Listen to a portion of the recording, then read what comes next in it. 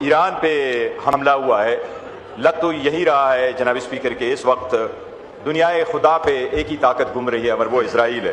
اپنی مرضی سے اٹیک کرتا ہے، اپنی مرضی سے جنگ ختم کرتا ہے، اپنی مرضی سے ٹارگٹ کو سیٹ کر رہا ہے۔ جناب اسپیکر اس وقت ایران پہ حملہ بلا جواز تھا۔ 12 دن کی لڑائی کے بعد جون 2025 میں امریکن اپنی سٹیٹمنٹ یہی دے دی تھی اور اس میں اسرائیل کا انہوں نے کنفائن کر دیا تھا، اور ان کی سٹیٹمنٹ یہی تھی کہ the entire structure جو انہوں نے نیوکلیئر کا بنایا تھا وہ اوبلیٹریٹ ہو گیا ہے۔ تو جب وہ آپ کا مشن یہی تھا کہ ان کی نیوکلیئر کیپیبلٹی نہ رہے اور نیوکلیئر کیپیبلٹی آپ نے اوبلیٹریٹ کر لی ہے، پھر اس پہ حملہ کرنا بلا جواز تھا۔ لیکن اس کے باوجود جب ڈائلاگ شروع ہوا تو عمان کے فارن منسٹر جو ہوسٹ کنٹری تھے انہوں نے یہ کہا تھا کہ ہم اس نہج پہ پہنچ گئے تھے کہ ایران ایگری کر گیا تھا کہ وہاں 0% یورینیم انریچمنٹ کی سٹاک فائلنگ ہوگی، زیرو،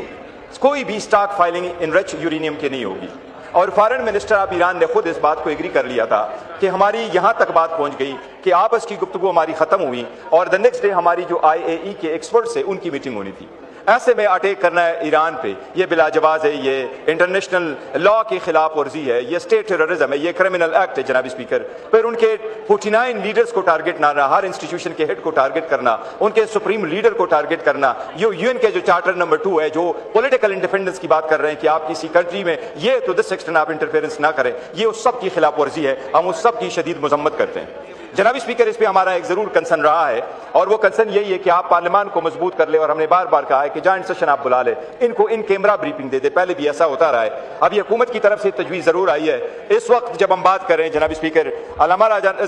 محمود خان اچکزئی صاحب ہمارے لیڈر آف دا اپوزیشن کی اور رانا ثناء اللہ صاحب کی اس وقت اپوزیشن لیڈر کی چیمبر میں میٹنگ جاری ہے، وہ جو طے کریں گے انشاءاللہ تعالیٰ وہ ہمیں بریف کریں گے۔ لیکن ہم اس ٹیررزم کے تو سخت خلاف ہے، اس لیے ایران کے حملے کے تو ہم سارے ہیں۔ ہم ایک ورڈ آف کاشن ضرور دیں گے کہ گلف سٹیٹس کے ساتھ ریٹیلیشن نہ ہو، اور ایران اور گلف سٹیٹ کے درمیان ایسی ریٹیلیشن نہ ہو جس میں مسلم دنیا کے خلاف جو باقی چیزیں ہیں وہ زیادہ ہو جائے۔ اسپیشلی سعودی عربیہ میں تو سرے سے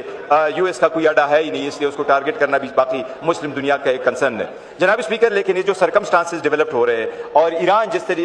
اسرائیل جس طریقے سے انٹروڈ کرتا ہے باقی مسلم کمیونٹی کے اور ان کے ممالک کو اور رجیم چینج کو، تو میرا خیال ہے یہ ساری ایک کنسرن پورے پاکستان میں ہے، اور وہ کنسرن یہی ہے کہ یہ تو پھر صرف ایران تک نہیں رہے گا، ہماری تک بات بھی آ جائے گی اور ہر جگہ جائے گا، یہی پھر انڈیا بھی کرے گا۔ اس لیے اس کو